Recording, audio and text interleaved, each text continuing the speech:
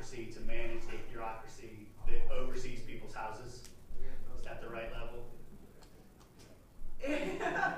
Not quite sure how to answer that. Okay. You care about this bill? We don't have a position on the bill. Got a question of the witness. Who appoints the board?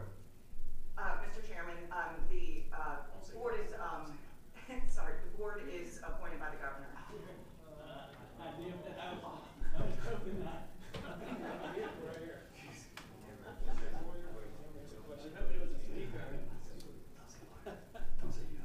Okay. Thank you for being here. I don't believe we have any other CICB bills on the docket. Okay.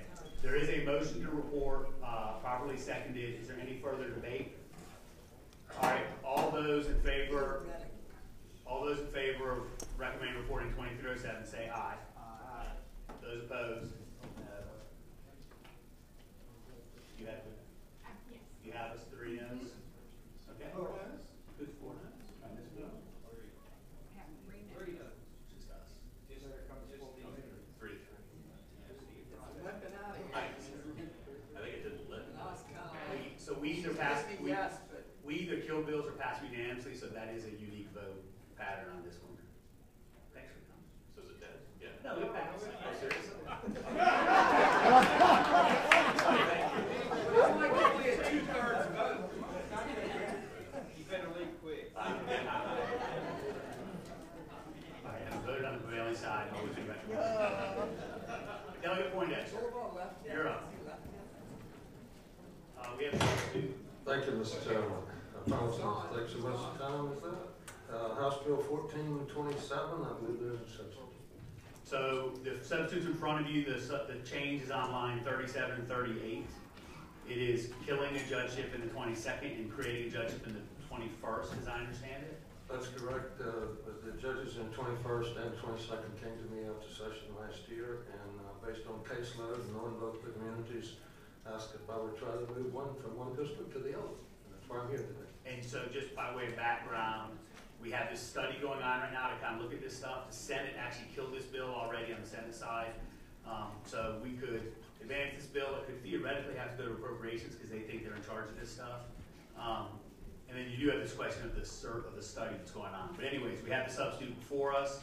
We have a motion on the substitute. I have a motion to adopt substitute. Move second. All those in favor say aye. Aye. Those opposed?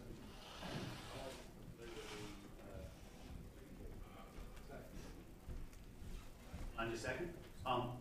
Where's the 21st and where's the 22nd? Is this Danville? 22nd is Franklin, Pennsylvania, Danville.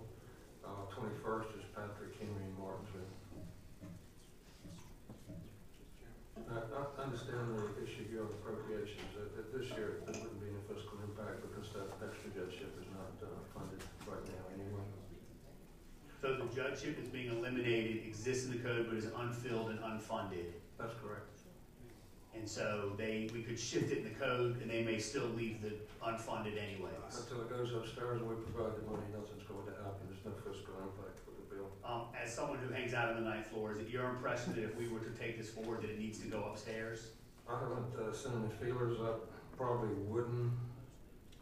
And don't ask, don't tell kind of situation, right? Right. I understand. I have to say this too.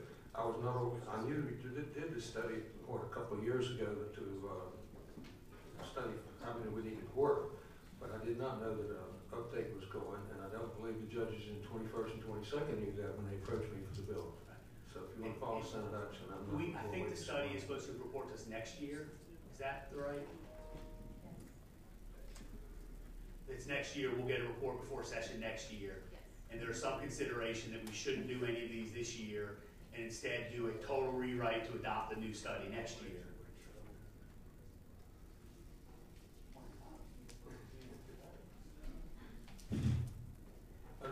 I don't mind going to sleep in that respect. Like I say, I did not know you had that study going on because I didn't see anything in the budget to fund you to do that update to that study. Secret language in the budget that a lot of us don't understand what it means.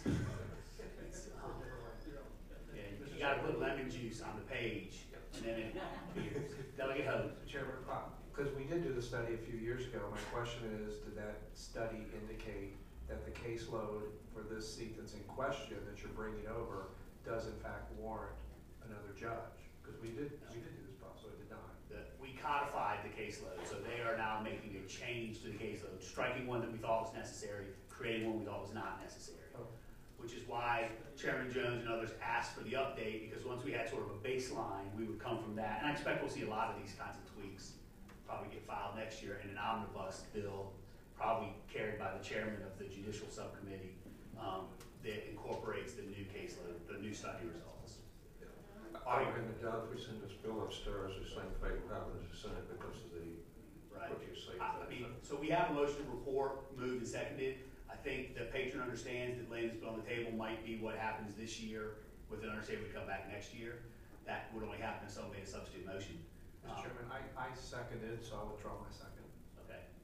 All right, so the bill is for the subcommittee. I think this need exists, and I think this need hopefully will be reflected in the caseload study next year.